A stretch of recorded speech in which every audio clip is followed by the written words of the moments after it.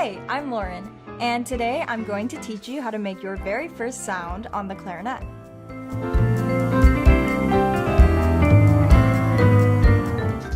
So we're going to be starting with embouchure. I want everyone to do this fun little exercise with me.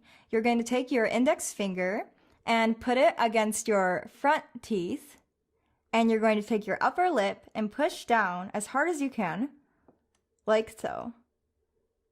Your face should look something like this when you remove your finger.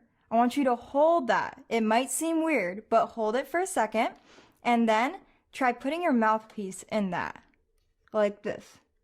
You're going to want your bottom lip to keep that firmness as a firm cushion, and your upper teeth will be going on the top of your mouthpiece, like this. Now, let's talk about making your first sound on the clarinet. I want you to imagine that you're a whale and you're trying to blow air through your spout. If you need help with this, have a parent put their hand over your head and imagine that you're blowing that air onto their hand. Now, forming our embouchure, putting our clarinet in our mouth, we're going to blow that kind of air. I want you guys to do it with me if you have your clarinet. Let's do it again. Ready? And see you next time.